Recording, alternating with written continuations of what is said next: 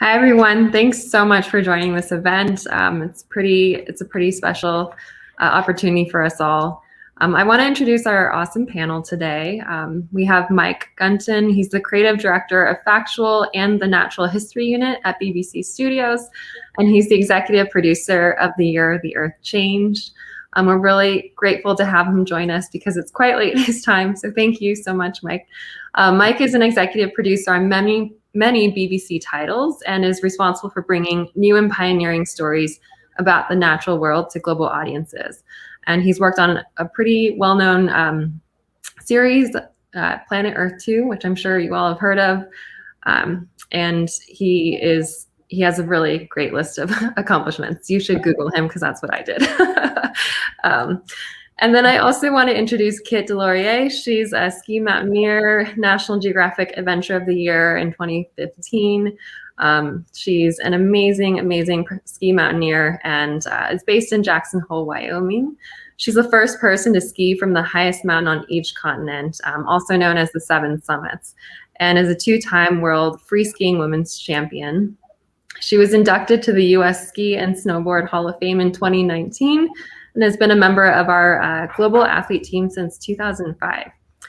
She's an advocate for protecting the Arctic Refuge and volunteers her time through board service for the Alaska Wilderness League and also as part of the Protect Our Winters Riders Alliance. And we'll also have Pete Athens joining later in this panel as well. And Pete, for context, is he's one of our athletes as well. He's an alpine climber. He's really well known for climbing Everest 7 times, and he's participated in 16 expeditions there. And now I'll hand it over to Mike. Thank you very much. Well, it's lovely to be here. And I just thought I'd kick off by telling you a little bit about how this all started. It's a very strange, unusual endeavor making this. Started with really just a friendly conversation we were having about the silence of lockdown, birdsong, and news reports about dolphins suddenly appearing in the water in Venice. But that kick-started a frenetic 9 months of about 20 different filming expeditions, well over 100 days of filming, 5 different continents, about 3,500 hours of video calls, remotely directing and logistics and researching. And that's revealed surprising stories for everything from whales to cheetahs to leopards to turtles, even sparrows. And it ended with Sir David Attenborough recording his narration from his home office with 4 old duvets stuck by duct tape to the walls to create a sort of makeshift sound recording studio. And the result was this documentary. It's called A Year Earth Changed. So Mike, I want to get started with you. You talked a little bit about this, but you know, how the idea came about and how you all managed to do such a quick turnaround, you know, from idea to film, you know, filming it essentially. Well, as I say, it really was one of those strange commissions where it was the boss of Apple in Europe. I were talking about another project actually, and we just got talking about this strange stuff that was happening. And we sort of said, well, I wonder what really, you know, this is all in the news, it's popping up in the news. What do the experts think? What really is happening? What other stories does the natural world have to tell? And we thought it's probably quite a risky thing to do because, you know, we have no idea. And let's face it, this is lockdown, so that almost by definition, it's impossible to film anything. But we thought, actually, there maybe was a way. And I work for the BBC Natural History Unit, and we've been doing this for, I don't know, 60 odd years. And we have this huge network of contacts all over the world. And so we just thought, well, let's just see. We just kind of sent out the message through the Telegraph, if you like, that the Bush Telegraph, to say to everybody, you know, what's going on in your neck of the woods? What have you seen? Are you seeing anything, any stories, or what, you know, what's happening? And amazing. It was like dropping a pebble in a puddle. The ripples went out and straight back again. People saying, this is happening, this is happening, this is happening. So we thought, right, if we're going to do it, we better get out, better get our skates on, because it's all happening now. And luckily we got the commission just straight away. It's the fastest thing I've ever had a commission. It takes years to get them to cough up the money. But no, this was straight out the blocks. And yeah, it's probably one of the trickiest logistically of any project I've ever done. Normally, you know, like I did Planet Earth 2. That took nearly 4 years to make. This was well, basically 9 months and we were done. So yeah, I mean, definitely an interesting experience for everybody concerned. None of us went anywhere. I mean, we all did this. The production team back in Bristol, we all stayed in our offices. It was all done remotely, which is, yeah, weird. Yeah, and thus all those thousands of hours of video calls. Yeah. Did the sense of the uniqueness of the opportunity, did that kind of get everyone thinking like, wow, we really have to capture this because this is such a unique circumstance for us all to be in? Absolutely. I mean, what quite quickly emerged was that, because of course that we also were talking to the scientific community, what quite quickly emerged was that people were discovering and observing things they hadn't seen before. Because I think David says it in the narration that it is a kind of unique biological experiment that people have, a lot of scientists would love to have been able to carry out. How to stop ships so we can get a sort of baseline of what the noise in the ocean is. How can we clear the air to see what the natural light levels are? All sorts of things like that. So it was the scientific community got very excited. The trouble for them, of course, was they were in the same boat as us. They couldn't get into the field very much. So they were trying to make observations. And I think it's going to be quite interesting over the next few years, because scientists, being scientists, they don't really like to nail their colors to the mast until they've done their analysis, until they've had their papers reviewed by their peers. So I think in a few years' time, quite a lot of interesting published science will come out of what actually, a bit more analysis of what really has happened over this.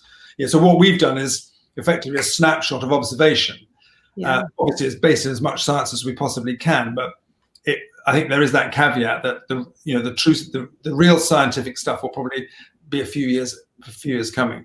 But what was interesting was that everybody felt it's like a veil being pulled back on the reality, on a different view of the world, where we're not treading so heavily on, we humans are not treading so heavily on planet Earth. What happens when we tread more lightly? And sure enough, all sorts of wonderful things happened. Yeah. I have a question, Mike. Just listening to you speak now makes me wonder what exactly was the timeline for filming, and specifically what month did the filming wrap? Well, we really it took us a while to get really mobilized. So I think I suppose the first natural history filming we started coming back in May, but we were sending out kind of messages, because of course people were filming off their own. A lot of people felt this is an interesting world, interesting experience. So a lot of people were filming anyway. A lot of drone pilots were out there filming a lot of stuff about the world with no people in it, which was incredibly useful for us, because we had all this really nice time-stamped footage where we knew that was exactly that day, because we knew that was when that was happening.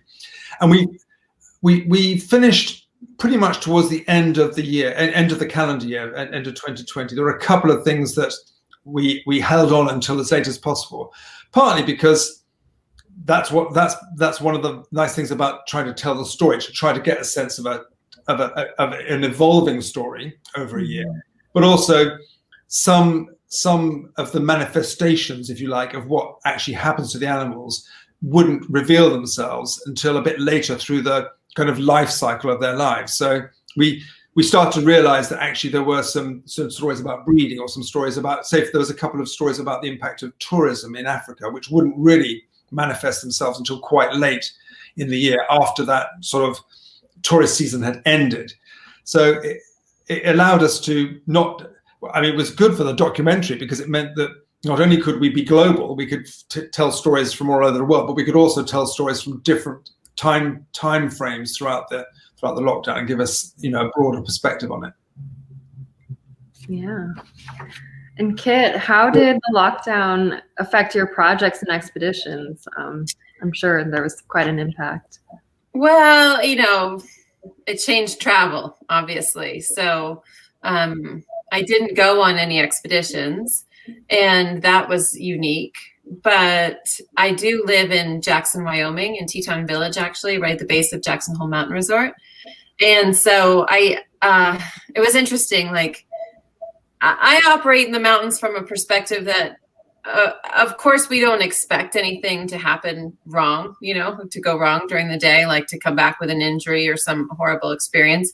So going into the park, into Grand Teton National Park to ski was like something that we kind of still had in our back pocket. Like that's what we do. And then Grand Teton National Park shut down. So in addition to Jackson Hole Mountain Resort, we had the national park shut down. And then I found myself just being like, well, I still kind of want to go get out to a few places. And so I dusted off, just some long ago experiences into some really remote places, or even not so remote, but just not regularly visited. Right. Mm-hmm. And I had some fun little short trips, but I was very cognizant of the fact that we should make sure that we're not contributing to the workload, really, of like the emergency room, even though I just prefaced that by saying I don't ever expect to be ending up in the emergency room because of what I do. So there was always that, like, give and take. But, I do like to go right around here in Teton Village on these on some just easy skis right from my house. And I saw grizzly bear tracks early in the spring last year, which was fun. And it's been happening on and off over the years, and they're coming down from Yellowstone for sure. But the fact that they were here in April last year, I think could have been in part, but I had no way of knowing. So I have like just kind of small experiences that I can say yes or no. Did I see any of these things? But I live in a place that's right on the boundary. I live 1 mile from the entrance to Grand Teton National Park. So once the parks reopened, and then people could travel by car, this destination was still a fairly busy one, frankly, in the summer. Not the way we usually are busy, but we still saw a lot of people. So for me, I was living a little bit vicariously from the stories that I heard and that now I have seen in this awesome film. Because for me locally, like, we live in such a fecund area that like this interaction is kind of always happening. And yeah, we were a little bit restricted, and so I didn't personally see too much change, except for maybe some really big predators. I think that was interesting, that there was definitely a sense of a different experience for people who live in a more urban environment than those in a more rural environment.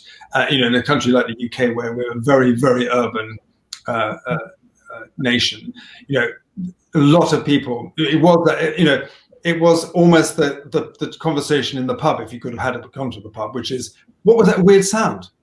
Oh, it's birds. I've never heard those before. Or what's that weird sound? That's actually silence. That's really wonderful.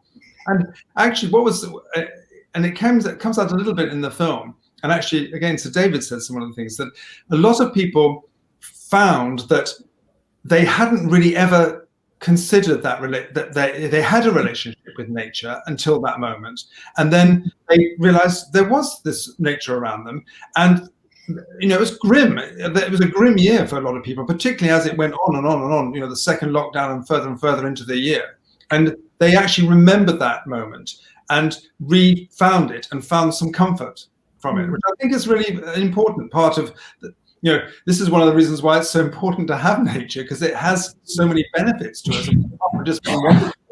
There is a kind of healing. There's this natural health service that people just talk about. The greenness of the world actually makes you feel happier and more just better. Yeah, I love that. It's a very bonding situation here, irrespective of, where people live and their other boundaries. Like, I think that there's a tendency when we consider the situations that we're facing with our natural world and our climate change for people to feel quite isolated and say, oh, that doesn't really affect me, right? Like, perhaps we'll be watching a clip a little bit later on that's about the Pacific Northwest or about the sea turtles, and they say, I don't live anywhere near that. That doesn't affect me. But what's really happened in this is that we're noticing that whether you live in a wildland urban interface or in an urban situation, that this pandemic has spoken to each of us in a big shift, in a big, kind of an engagement of on a natural, a personal level. And I really am grateful for that, because I think it shows us that it's all related. There's no way that we can just sit here, you know, in the UK, or for me in landlocked Wyoming, and say that it doesn't matter what happens in the Pacific Northwest, because of course it does. And Kit, you spent some time in the Himalayas. When you've been in previous expeditions, have you noticed, you know, air pollution and smog covering the mountains? And oh yeah, you know, when we fly into Kathmandu and Nepal before going into the higher peaks, there's always, for me at least, there's a sense of urgency, like how short a period of time can we conduct our business in this city, because the air quality is so poor, and you know, our lung quality is something that we rely on for what we're going to do. And so I always have that feeling. It's like, if there's ever a place in my life that I've ever worn a mask on a regular basis before this past year, it's been whenever I've been visiting Kathmandu. And I'm missing Pete Athens being on this call already right now, because I do know that he's got some first person relationships with friends there that have let him know about the experiences that they had. And I haven't reached out to anybody, nor have I heard my own first person accounts from friends there, but I can just tell you that the air quality there is horrific. And, you know, I actually took our kids, my husband and I took our kids there when they were 7 and 8 years old, I think. You know, like 4 years ago. And it was definitely a question in our minds for how long are we going to spend in Kathmandu, because it's something that's just, it's really dangerous air quality. So it's spectacular to see it lifted. And then I think when it's lifted, it's also like this, that's a bit more of a metaphorical situation, because when human beings go to mountains, we're going there for a different purpose. It's like, yes, you could say to climb the mountains, but it's also this very spiritual pursuit, really, of going to these high places. Like in Buddhism, there's this concept where we touch foreheads, and it's something about this connection between, you know, our eyes and the top of our head, right? And so then between the earth and the heavens, and there's this place here, you know, and when you go to the mountains and you can feel and be through that whole gamut of sky view, and you can actually see it when you're trekking through the mountains and you're climbing to these places. But if now you're in your trek, which, you know, might be your pilgrimage for some people, and you can't even see where you're going, you cannot have like this same kind of spiritual experience all the way up through of like, this is, you know, I'm going to visit the gods and goddesses that inhabit these upper reaches. So when you're missing that view, you're missing a spiritual component for being in these places. And it's very it just brought me great joy to see that these views were reinstated. And the first time I went to the Himalayas was in, I think it was 1998. I went to Sikkim, India, and I went up through Darjeeling, India, and then up into the mountains there. And I remember like literally not having a view from places we should have a view. And I've been curious since watching this film to go back and see, okay, did they actually have a view this year? Or is that just like the natural thing that sometimes happens from, you know, monsoonal effects or whatever? But we were literally waiting with the camera for the view from a place where people were telling us that we should have a view. And so how spectacular to have that that natural interaction from a very sacred place like Darjeeling, India, to a view of the Himalayas reinstated. Really, it's like, this is why people live in these places. If I lived in Teton Village the way I do now, and I couldn't see the Grand Teton every day that it was sunny, there would definitely be something seriously wrong with our planet. Yeah, Mike, that clip is so powerful. How did you come across it? And actually, have you heard if the view is still there? Well, I mean, there's quite a few things about that clip. I think it's a relatively short sequence in the film, but I think it's a very important one and powerful one. And it's great that you mentioned about the spirituality, because, I mean, obviously I'm a biologist and as sort of a scientist, I suppose, as well as a filmmaker. A lot of the contributions in this film are from the science, you know, the world of science. But I think this isn't. This is about one. This is a a personal observation by a person who lives there, and it's a really important one, and for somebody like that to make it.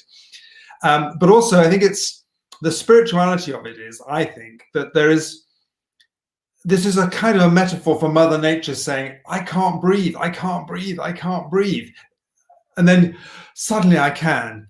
And so the spiritual side is Mother Nature saying, look, when I can breathe, I can show you what is probably the greatest wonder on our earth, which is this epic, iconic mountain. So I rather liked that. It worked at so many levels. The other thing is both a good and the speed with which this all turned around. The fact that air quality improved so quickly and so fundamentally in so many places was amazing. The sad reality is, unfortunately, it also can revert very, very quickly, and I don't think that view is now possible. The reason, by the way, how we found it was that wonderful young man he posted it on the internet, and it was a bit like one of those things of the dolphins being seen in the waters of Venice. Everybody was talking about it, so we thought, well, we've got to get there, and so we managed to find him and do that story, and he was wonderful. I loved him. He was a great character, and he makes, right at the end of the film, I think, again, as just not an expert or anything, but he makes a really important plea for improving, doing everything we can individually to try and help reduce pollution, so that we can all have our equivalent of our own seeing Everest, which I think is That's a really great parallel, Mike, about the breath. Because if we have to back up and be like, we're human beings analyzing what's happened in this past year, and what are we without a full breath, without an oxygenated breath? And same thing for the planet, really. I mean, it's that we are just another species here on the planet, so we've got to preserve that. And it was a year that the rest of us, in some ways, were having a hard time breathing through COVID, some people in particular. Yeah. And but yet the planet was able to finally breathe. And it kind of reminds me that we can be quick to go into an error scenario, but we can be somewhat quick to correct too if we make the right choices. I like to think that, like, I'm coming off of an injury this towards the end of the season, and I just like to remind myself every day that the body is in a constant state of healing, and yet we're just another manifestation of the earth, right? It's in a constant state of healing if we provide the right environment. And this is the moment that, regardless of hater or not in the audience, I get to say that I'm an elk hunter, and I hunt one elk a year, and I have since I moved to this home of Jackson, Wyoming, 21 years ago. When I first moved here, there was like the front page of the paper, there's too many elk, we're not hitting the management quota, and I thought, okay, well, maybe that's what I should be eating, coming off of years of being vegan, vegetarian, so I've experienced the gamut. Anyway, I do hunt one elk a year, and now I've been a mother for 13 years. I have a 13-year-old daughter and an 11-year-old daughter. And so for me, through this process of, like, whether I'm leaving my kids at home, and I just go out and hunt because I live right around where the elk are, I don't have to go on long periods, but I'm leaving my kids home and I'm going out to hunt, and I watch this. And now then I get to feed my kids like natural, local, wild meat that's highest in all of the biomarkers and the best thing that they could be eating. And, now we realize in other ways it's not harming the environment so much. But anyway, it's there's definitely reasons why people could be against that. But for me, where I live, I'm in favor of it. And then I watch this and I think, oh my goodness, it's not just that these female whales are now mothers and have to hunt. They were hunters. They had to forage for their own food before they become mothers. And now they're mothers, and they're finally able in this past year to go do what they know how to do, to bring this food and to stay in communication with their children in a safe way. And it spoke to me so powerfully. It's something that I feel somewhat ashamed that I hadn't considered in the past until I watched this film. And when I watched this film, there was this light bulb that went off that I just completely identified with this and with the cheetah story in the film, which we're not, I don't think, showing the clip on this talk. But I was like, wow, for a mother I need to stay connected to my kids. And I would make sure that I only hunted on single early morning days and could make it back in time that day to be with my kids. And to have that taken away from me would be really like you just can't live the life that you've chosen to live. And for the whales, the life that they've been born to live. And I'd love to know more follow up about like the numbers, about the recovery numbers. And I'll never think the same about hopping on a ferry or, I've never been on a cruise ship, but also thinking about like purchasing power and how things need to be transported and, the shipping lanes. And I actually just called a friend today that lives up in northern Alaska to ask her if she'd had any direct experiences with any changes over this past year. She lives in Fairbanks, and she's also a member of the Gwich'in Nation. So her family is also from far, far, far northeastern Alaska. And, she actually mentioned the whales and, the recovery that has happened from the lack of shipping all around Alaska. So, yeah, it was very poignant for me from being a mother and a hunter. Well, I think, interestingly, the empathetic, I think I've personally also found the sequence very empathetic in a slightly different way, which is interesting to see a different perspective, which is always good. But I think there's a bigger, I'll talk about it in a second, but I think first of all to say that, if you're trying to, one way certainly of trying to get people to think a bit more about their relationship with nature and perhaps tread more lightly is through the prism of empathy. Because if you can put yourself or if you find yourself thinking about the plight of that animal from, as it were, your plight, then I think you're more likely to think, well, actually, if I wouldn't like that happening to me, so therefore maybe I don't want it to happen to that animal. And I think there's quite a bit of this. I'm in a bit of an argument with somebody at the moment about whether this is a justifiable way of pursuing this goal. I personally think it is, but the empathetic thing that I liked about this, and one of the reasons why I really like this sequence, is I think it's spoken on a number of levels. One is that the story really, the second part of the story, which we saw there about the mother's reaction, is really important for the health of the calf and the rest of it. But what precipitates it, as you've hinted at, is the fact that because there was no ship noise there, that it was a much quieter acoustic environment in those fields, those bays. And these are whales are incredibly complex, communicative, vocal animals, and they make these sounds underwater.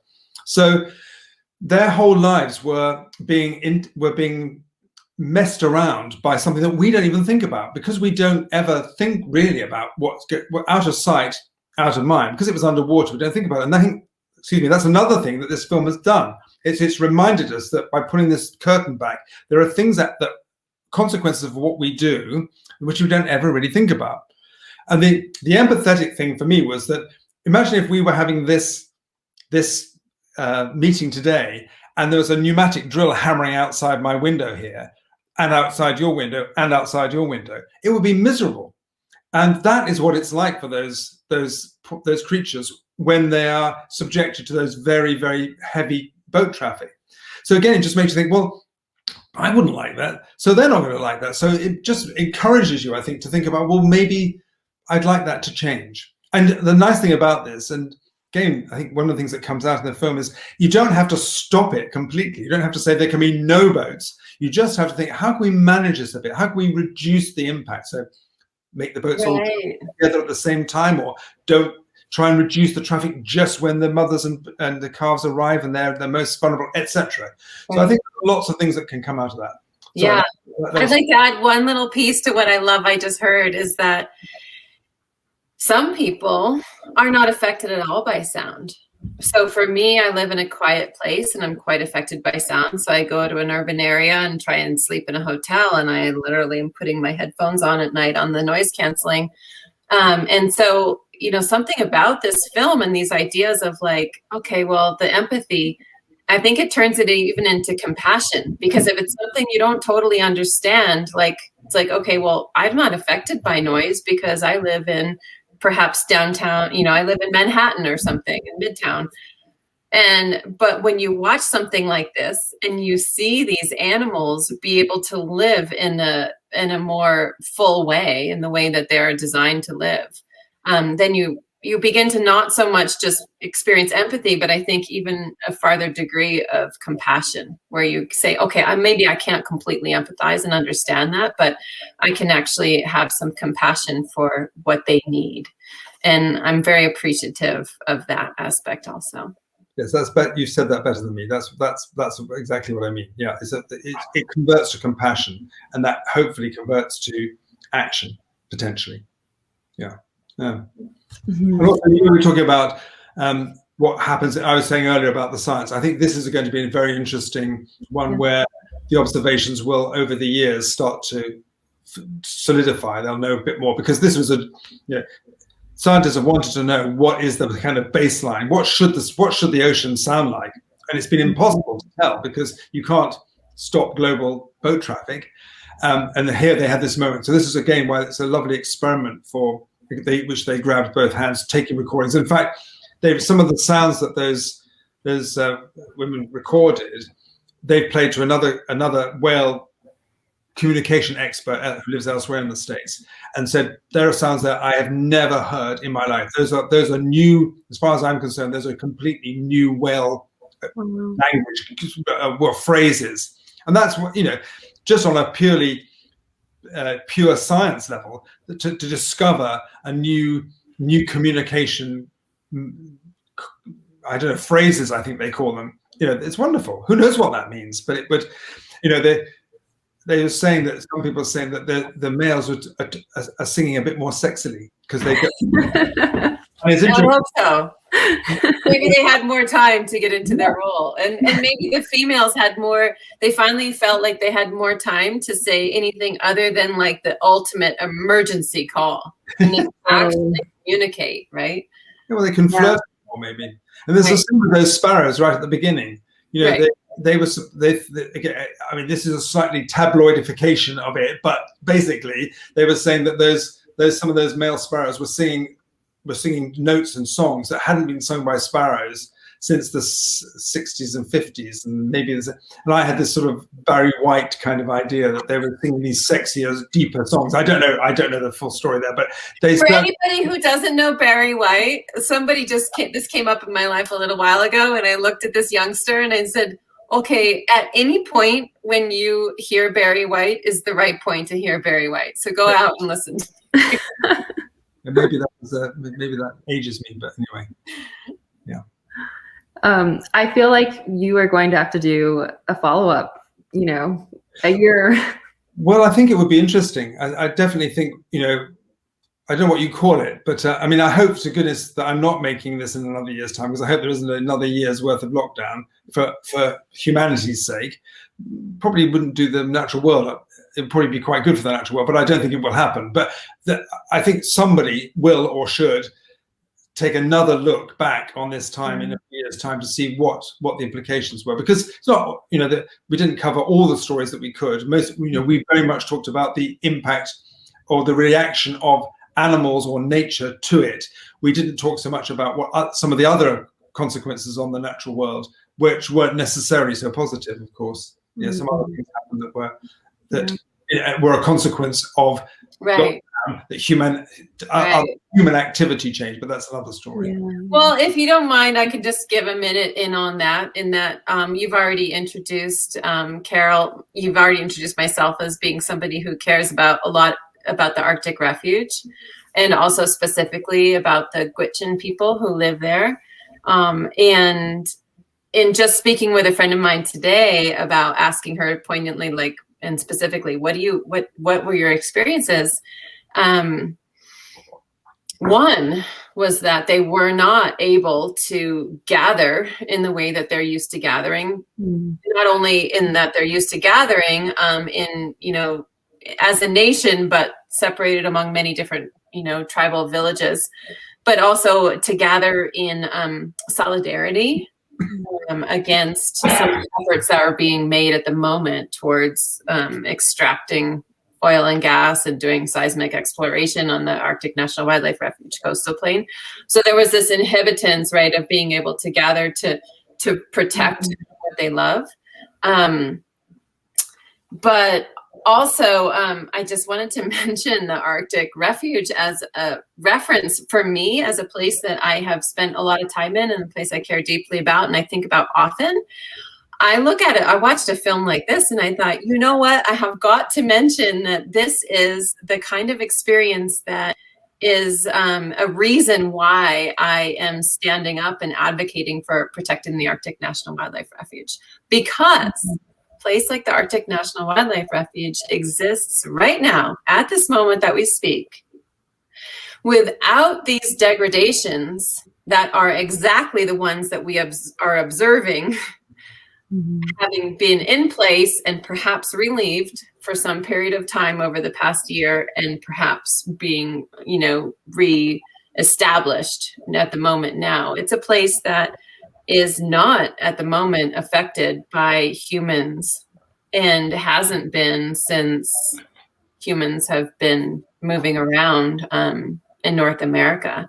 So anyway, there are some places out there, and it's really a fascinating concept because in all these efforts of mine over the last 11 or so years that I've been going there to speak up about protecting the Arctic Refuge, a lot of people say, well, why, right? Because so few people can ever go there. And now I've got this whole other lens where I can say, well, because there are places like this that exist that we don't actually need to film before, during, and after. We can just know what they are in perpetuity, and that's what we need to protect, that there's always a place like that. The whole idea of, it's probably for another conversation, the whole idea of what wilderness means, you know, the idea of, you know, somehow it's land that has no utility to humanity is an interesting perspective that some people have. But of course, it has massive utility to other species that live on the planet. And you know, there are advocates who say that there should be this E.O. Wilson talking about this half Earth idea, that half of the land mass or half of the planet's surface should be designated non-human. It should be places where only non-humans can go. I mean, it's a philosophical idea, but it's an interesting, because that's what he works out. He's done the sort of the maths to think about. That's what it needs to be able for it to survive, to be maintained, because there's so much encroachment of humanity into so many places now that animals are just being forced into this less and less areas, and they become the least habitable, the most wild places, because they have no utility to us. So yeah, but that's maybe that's I've gone off on a slight tangent there, because what you started talking about wilderness refuges. But there we are. I love that. I have never heard of that, so that's super fascinating. And Kit, to your point, it's psychologically too. It's almost hard for us as humans to understand what we're losing unless we see that destruction first, and that's the challenge. But this film does a great job of highlighting, you know, nature bouncing back and making us think mindfully about future actions.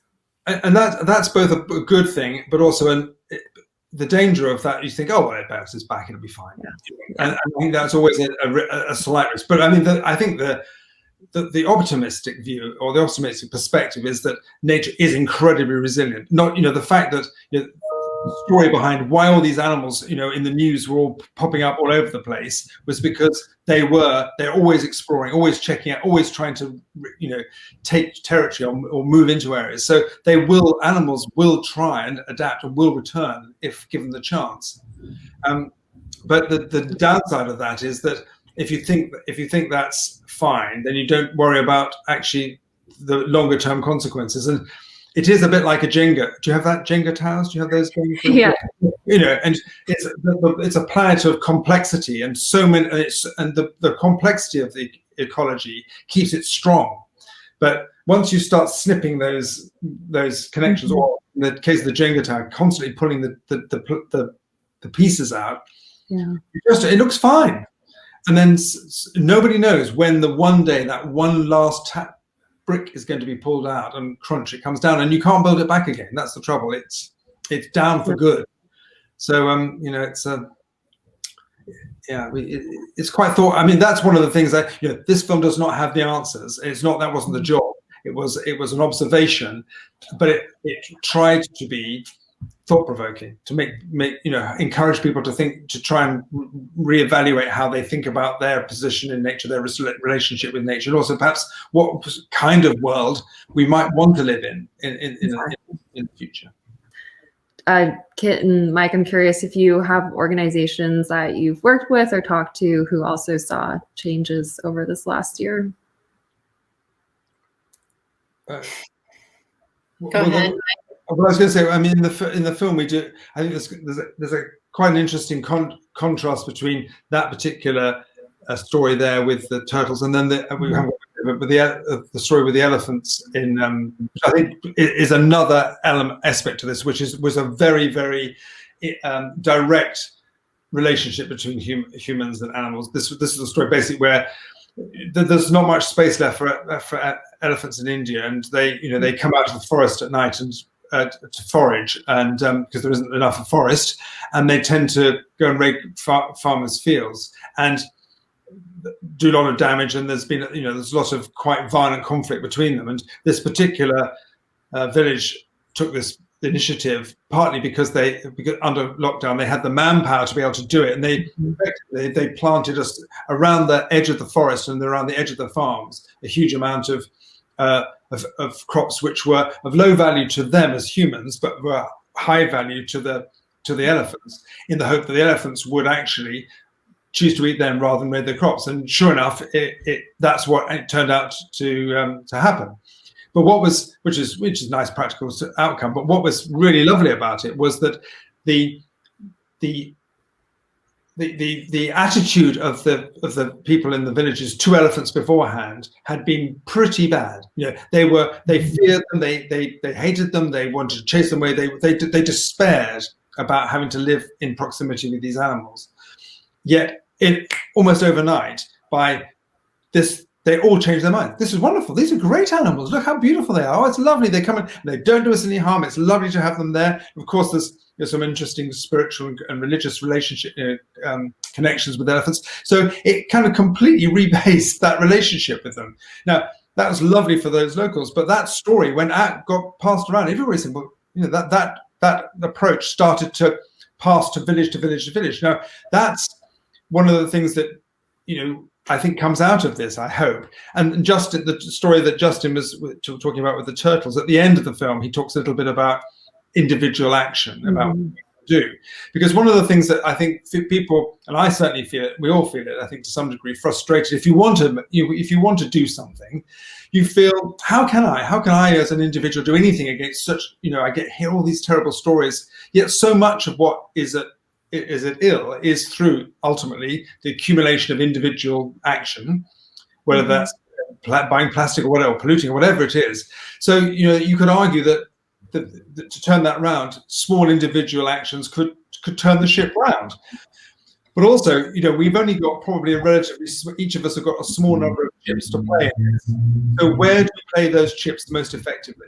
And that's what I think we're trying to throw up as a thought. What Justin was saying was, don't have to leave the beaches forever. Everybody wants to go on the beaches. They live in Florida. It's part of Florida Floridian culture. But don't go there. Just a few hours a night. Just stay off the beach just on these particular nights for a few hours when the turtles are coming out. And if you do that, the turtles come up, they lay their eggs. Each nest is 70, 80, 100 eggs. If they all hatch, that's 100 turtles. Multiply that by all these turtles. Suddenly, you're changing this highly endangered animal to, in a few years, you can suddenly massively increase the population. Same with the elephants, So I think that's an important. If there is a message, that is one of the messages that I think. Don't give up hope. But you can do it by small. If you pick your action, you can do something potentially that is useful. So I don't know if that quite answered the question, but anyway. Perfect. I was able to bang my drum, which is, object to the exercise. No, it's not. Sorry. No, that was perfect, because I'm not going to lie, as someone who works in sustainability, I see all the bad news every day. And while I was watching the film or the special, I was thinking to myself, like, well, what about when people come back? But at the end of the special, there is this really good sense of it is just being more mindful about your daily actions. Like Kate, like you mentioned, you probably won't take a cruise. And companies that offer cruises hopefully will be being more mindful about the routes that they're plotting out. And so it is the small actions that add up. Yeah. Yeah, we don't have to wear a hair shirt and it doesn't have to be miserable. It just is a bit. It's just literally, well, not literally, metaphorically treading less heavily. Well, and literally maybe less heavily on the earth. Just not consuming as much.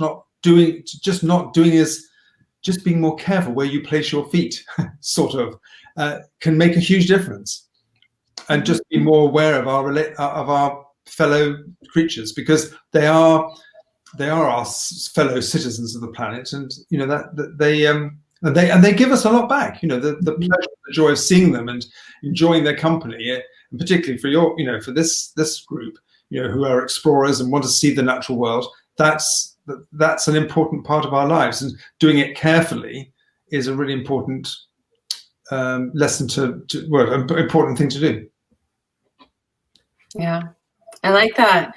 I'd also just like to add that I feel like it was somewhat uplifting towards the end of the film to not only watch Justin, but then the people that Justin is working with, to like create this new paradigm where he is, that is frankly asking, hey, let's stay off the beach for this one night or these 2 nights, per week or per season or whatever it is.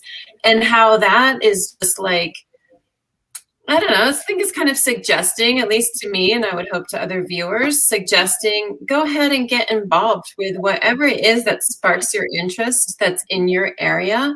Well, it doesn't even need to be in your area, right? The Arctic Refuge in Alaska strongly sparks my interest, but it's thousands of miles away. But that's the place that I choose to get involved because it really aligns with me. And so, get involved with the place where you care about and see what you can do to help elevate the issue and be a part of the solution. And I feel like it's kind of exciting because I feel like it's kind of a bit more grassroots and grass tops than top down. As far as we can make small little changes and we can be individuals, but if there's one thing this pandemic has really truly shown us is that we're collective individuals. We like to be in social settings. And so if we can get involved with a situation where we can contribute to a solution for a small little problem, or maybe it's not a small problem, but for a problem that we care about, then we can actually make a change. It's like, I've been up in Alaska and helped with a glaciology study where you can literally see the effects of the Clean Air Act in the glacial core samples. So like let's extrapolate that to all these other places in the world, and we can see the effects of certain regulations, but let's not confuse or I don't know, what's the word? Not confuse, but let's not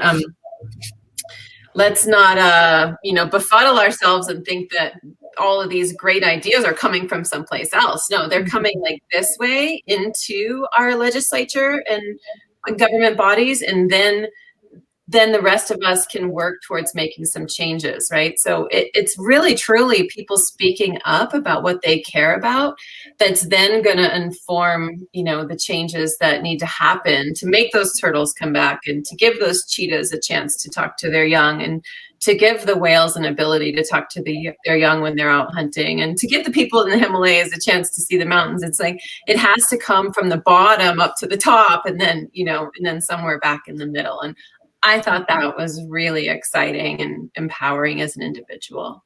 And do you think, and talking about the bottom, I mean now in terms of generational, I mean, one of the things that's quite interesting, we get lots of feedback from our programs from audiences, and there is a really interesting almost fundamentalism from children. If we're talking about people who are even just before maybe in their teens, but in that sort of 6 to 15 age group, or I'm not exactly sure, but that sort of group, who are absolutely obsessed about trying to make these changes. Oh, yeah. And I think they have potentially have enormous power because of the pester power from their elders and their parents and the rest. Do you have that with you? Because you said you've got your kids. Yeah, my daughters are 11 and 13, and my 13-year-old wants to be like a cardiothoracic surgeon, but my 11-year-old wants to be an environmental lawyer. Oh, wow. And so she watched this film with me when I previewed it, and it was amazing to see her reactions. And there's really a sense of right and wrong when somebody that age watches this, and they're very excited to see what they see in the film. That's a great note to end on. We are at time, so thank you so much, Mike and Kit, for being on this panel. This was an amazing conversation, and thank you to everyone who watched.